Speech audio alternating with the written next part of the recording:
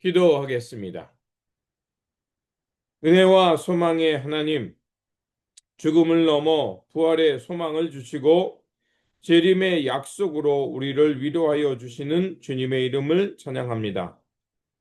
혼란한 세상 속에서도 하늘의 소망을 붙들게 하시고 오늘 말씀을 통해 우리의 믿음을 새롭게 하여 주옵소서. 성령께서 우리의 마음을 밝혀 주셔서 하나님의 뜻을 바르게 깨닫게 하여 주시고 다시 오실 주님을 맞을 준비하는 거룩한 삶으로 인도하여 주옵소서. 우리 구주 예수 그리스도 이름으로 기도드립니다. 아멘. 오늘 우리에게 주신 말씀은 데살로니가전서 4장 13절에서 18절입니다. 형제들아, 자는 자들에 관하여는 너희가 알지 못함을 우리가 원하지 아니하노니 이는 소망 없는 다른 이와 같이 슬퍼하지 않게 하려 함이라. 우리가 예수께서 죽으셨다가 다시 살아나심을 믿을진대 이와 같이 예수 안에서 자는 자들도 하나님이 그와 함께 데리고 오시리라. 우리가 주의 말씀으로 너희에게 이것을 말하노니 주께서 강림하실 때까지 우리 살아남아 있는 자도 자는 자보다 결코 앞서지 못하리라. 주께서 호령과 천사장의 소리와 하나님의 나팔 소리로 친히 하늘로부터 강림하시리니 그리스도 안에서 죽은 자들이 먼저 일어나고 그 후에 우리 살아남은 자들도 그들과 함께 구름 속으로 끌려올려 공중에서 주를 영접하게 하시리니 그리하여 우리가 항상 주와 함께 있으리라. 그러므로 이런 말로 서로 위로하라. 아멘. 오늘 본문 말씀은 죽음을 넘어 영원을 바라보면서 오늘을 거룩하게 살라는 말씀입니다. 데살로니가 교회는 재림의 소망이 있었지만 먼저 세상을 떠난 사람들의 운명에 대해서 큰 혼란과 슬픔에 빠져 있었습니다. 바울은 오늘 본문을 통해서 다시 한번 그들의 두려움을 바로잡고 성도들이 붙들어야 할 참된 그 재림의 소망을 분명하게 가르쳐 주고 있습니다. 그렇게 주님의 다시 오심을 기다리는 이 재림의 시간은 막연한 기다림이 아니라 우리가 주님 앞에 다시 서는 그날을 기다리면서 오늘 우리에게 주어진 삶을 거룩하고 또 믿음에 바르게 살아가라는 그 권면의 말씀입니다. 첫 번째로 슬픔 속에 있는 이들에게 소망을 주고 있습니다. 바울은 소망 없는 자들 다른 이들과 같이 슬퍼하지 않게 하려 함이라고 말하면서 오늘 본문에 그 말씀을 쓰게 된 이유를 말하고 있습니다. 그리스도인들은 먼저 믿음의 선조들이 떠나는 것에 대해서 그냥 슬퍼만 하고 있는 것이 아닙니다. 우리는 슬퍼하지만 그 부활의 아침에 다시 만날 것을 소망하는 사람들이라는 겁니다. 우리가 이 땅에서 육이 죽지만 그것으로 끝나는 것이 아니라는 것입니다. 예수 그리스도께서 죽은 자 가운데 부활하신 것처럼 주님 안에 잠든 자들도 다시 주님과 함께 부활하는 날이 있다는 것입니다. 이 부활의 신앙이 있기에 성도들은 우리가 이 세상 속에서 어려움 당하지만 그러나 장차 있을 하나님 나라의 그 새 소망이 있기에 오늘도 고난 속에서도 기뻐하고 혹 우리가 먼저 이 땅을 떠난다 할지라도 다시 만날 그 천국의 아침이 있기에 우리가 슬퍼만 하지 않고 소망 가운데 살아갈 수 있게 하는 것입니다.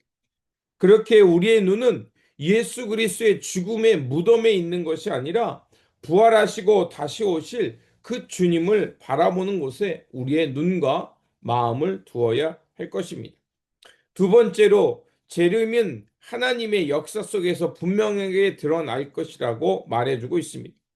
사도 바울은 재림의 장면의 말씀을 우리에게 구체적으로 선포하고 있습니다.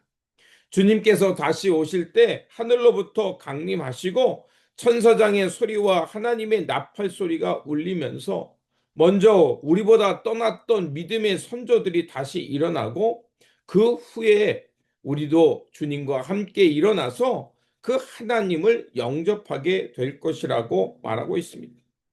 이것은 단순한 상징으로 끝나는 것이 아니라 하나님의 구원의 역사 속에 실제로 일어날 사건임을 우리에게 믿음으로 바라보라는 것입니다.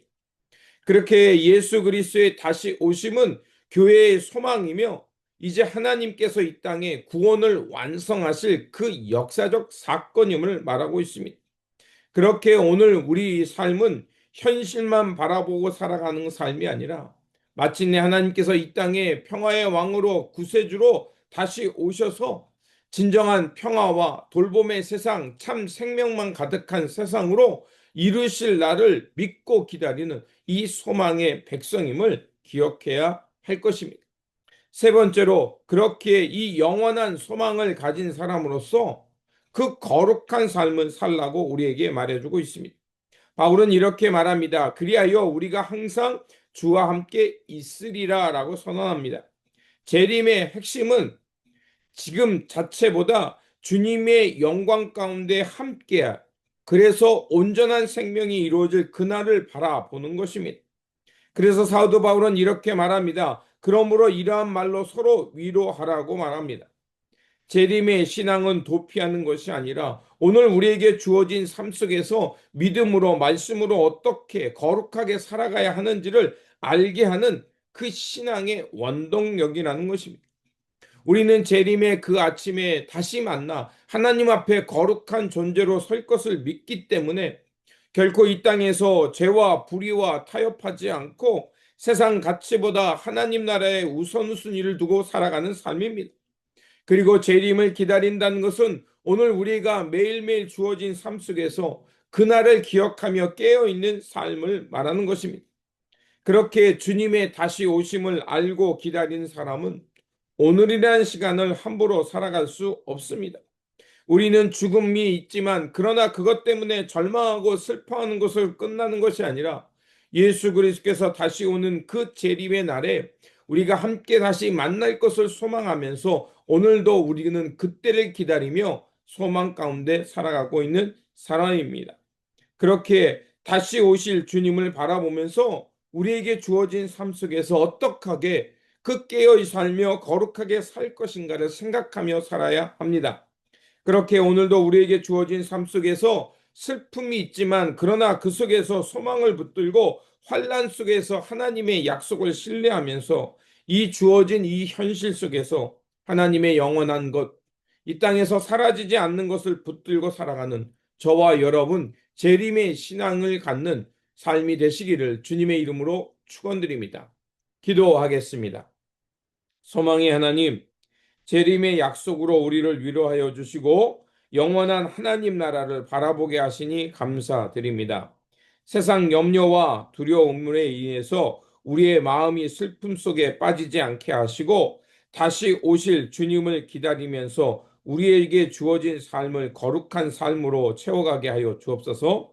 그래서 우리의 말과 행동 또 우리의 선택이 주님 맞이할 준비가 되게 하여 주시고 또 우리 소망 가운데 그리스도의 공동체로 바르게 서서 서로 위로하며 그날을 소망 가운데 나누며 함께 믿음으로 서가는 그리스도의 공동체 되게 하여 주옵소서.